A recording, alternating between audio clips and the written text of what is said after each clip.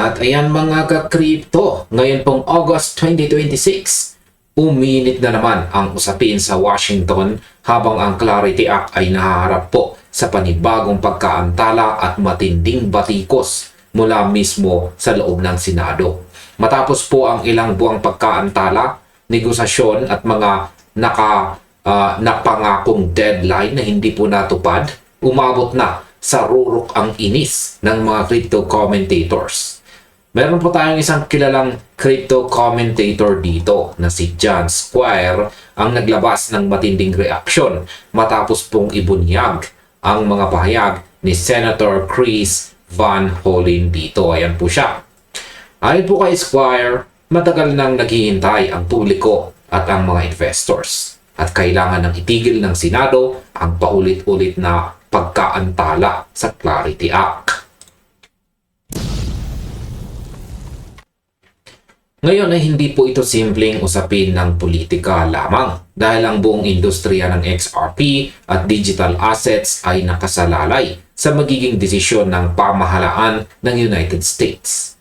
Sa bidong ibinahagi dito ni Squire, ayan po, mula sa isang pagdinig sa Senado ay makikita po itong si Senator Van Hollen. Ayan. Refresh lang natin. Si Senator Van Hollen na hayagang tinututulan po niya ang kasalukuyang estado ng bill sa harap mismo ng SIFMA President at CEO na si Kenneth E. Benson Jr. Kaya sa video na ito ay pag-uusapan po natin ang mga detalye ito. Ayan. Pag-uusapan po natin ang mga detalye ito kung bakit nag-aalinlangan ang mga mambabatas at kung ano ang ibig sabihin nito para sa ating lahat habang papalahigpit po ang sesyon sa darating na Setyembre. Ayan, bakit nga ba pinuna ni Senator Van Hollen ang Clarity Act? Para maintindihan natin kung bakit nagalit ang mga opponents, kailangan po nating silipin ang mga binigyang diin ni Senator Van Hollen sa pagdinig. Ginamit niya bilang basihan ang isang editorial mula sa Wall Street Journal Editorial Board na may pamagat po na Clarity for Crypto sort of. Ayan, inilarawan niya ang nasabing artikulo bilang isang seryosong babala na ang bill raw ay hindi pa handa para sa prime time o sa pangkalahatang pagpapatupad. Ang pangunahing ikinababahala ng senador ay ang posibleng paglipat ng mga investment patungo sa tinatawag po nating shadow markets. Ito po ay mga market na walang sapat na proteksyon para sa mga investor.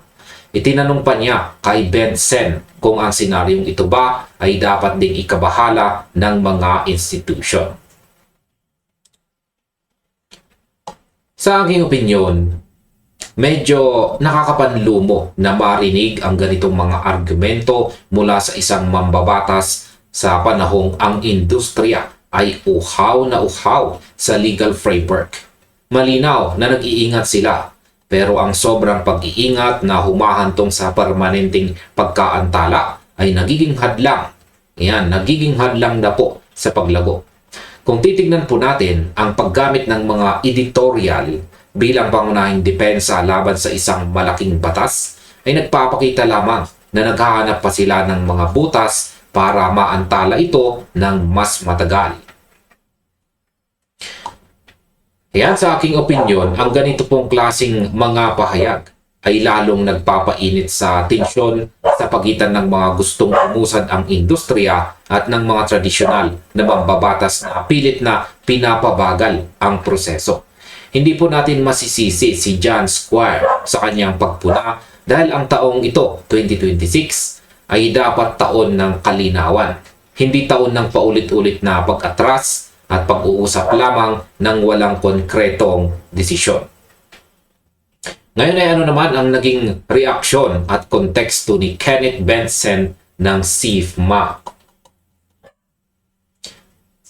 Ayan, bilang tugon po sa mga katanungan ni Senator Van Hollen, sumang-ayon po si SIFMA CEO Kenneth E. Benson Jr. sa ilang puntong itinaas ng senador. Ngunit nagbigay din siya ng napakahalagang konteksto. Nilinaw niya na matagal nang sinusuportahan ng SIFMA ang aksyon ng Kongreso pagdating po sa crypto space.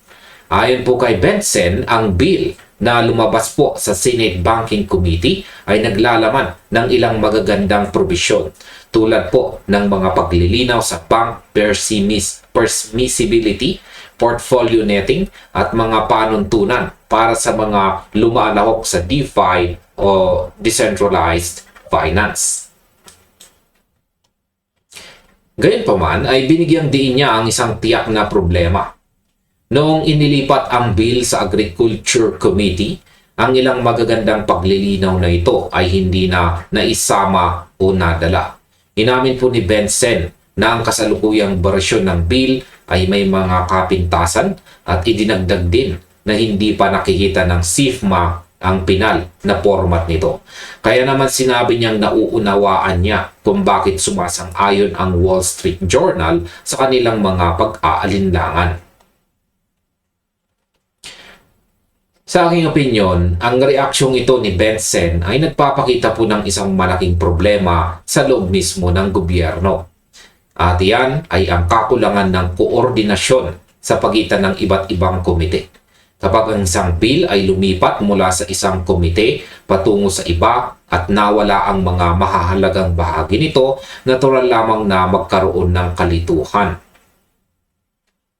Ang masasabi ko po dito ay ang ganitong uri ng burokrasya ang dahilan kung bakit napag-iiwanan ang United States. Pero sa kabilang banda, maganda ring makita na ang mga leader ng industriya tulad po ng SIFMA ay bukas na inaamin ang mga depekto ng hindi po tuloy ang tinatanggihan ang buong batas.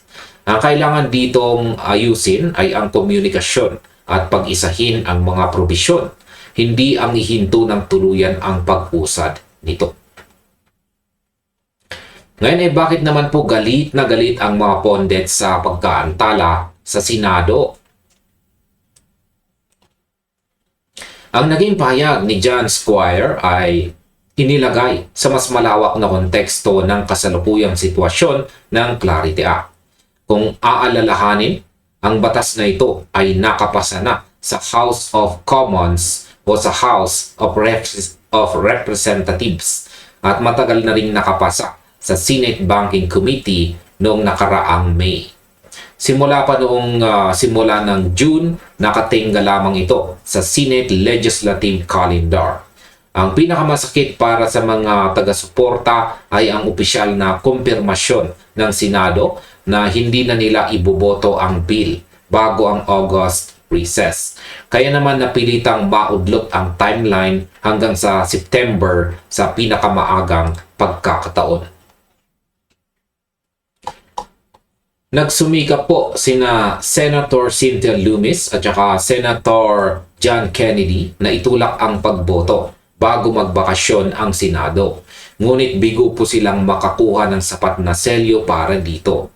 Habang nagtatalo ang mga mambabatas sa US, ang ibang mga jurisdiction sa iba't ibang panig ng mundo ay mabilis na nagtatatag ng malinaw na crypto regulations.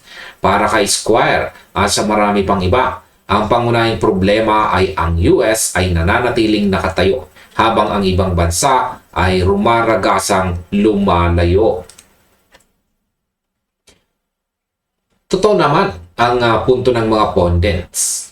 Parang isang larong may malinaw na patakaran na dapat sundin. Pero ang mga referee ay ayaw pumito. Ilang buwan na tayo naghihintay sa mga petsang ito. Tapos sa huli ay mauuwi lang pala sa pagkaantala dahil sa bakasyon ng mga politiko. Sa tingin ko, ang patuloy po na pagkaantala na ito ay hindi na simpleng pag-iingat, kundi nagiging kawalan na ng direksyon. Ang ibang mga bansa ay nakikinabang na sa pagpapakilala ng malinaw na regulasyon para kay XRP at iba pang mga digital assets. Habang ang mga Amerikanong kumpanya at investor ay patuloy na pinahihirapan ng kawalan ng katiyakan. Ang pagkabigo ni na Senator Lummis at Kennedy na maipilit ang boto ay patunay lamang na malakas pa rin ang puwersa ng mga gustong ipagpaliban ang kinabukasan ng kripto sa kanilang bansa. Ayan, ngayon ay may pag-asa pa bang maipasa ang bill sa September? Sa kabila ng mga balakid na ito, hindi pa rin nawawalan ng pag-asa ang mga taga-suporta ng batas dahil ang matematika sa likod ng mga boto ay nananatiling abot kamay. Ang Clarity Act ay nangangailangan po ng 60 na boto para tuluyang makapasa sa Senado. Sa kasalukuyan, mayroon na silang 51 na kumpirmadong boto at mayroong ding hanggang 10 mambabatas mula sa Partidong Demokratiko ang nagpapakita na po ngayon ng suporta para rito. Ibig sabihin nito, ang mga kinakailangang boto ay kaya talagang abutin kung magkakaroon lamang ng tunay na kagustuhan sa politika. Ang mga alalahanin na itinaas ni Benson at ng Wall Street Journal ay tiyak na kayang solusyonan. Alam na ng Kongreso kung alin ang mga bahagi na nangangailangan ng pagbabago o pag-aayos. Ang September na ang susunod na pinakamagandang pagkakataon para sa kanila. Ang malaking katanungan ngayon ay kung babalik ba ang Senado sa September na may dalang solusyon o kung panibagong round na naman nang walang katapusang debate ang sasalubong sa atin. Sa aking opinyon, ang 51 confirmed votes kasama po ang 10 Democrats na sumusuporta ay isa pong malinaw na sinyales na malapit na tayong makarating sa finish line. Hindi na ito usapin kung kaya ba nilang ipasa, kundi kung kailan nila gustong gawin. Kung ang mga isyo na binanggit po ni Benson ay madaling ayusin, bakit kailangan pang patagalin hanggang September o mas matagal pa? Sa aking opinyon, ang mga susunod na linggo bago ang pagbabalik ng sesyon ay magiging kritikal para sa lobbying at pagpapanatili ng pressure sa mga senador. Kung ang mga supporters ay mananahimik lamang, baka maulit na naman ang pagkaantala. Pero kung patuloy po silang pinipressure sa Senado, ang September ay pwede pong maging buwan ng tagumpay para sa Clarity Act at syempre para sa buong community.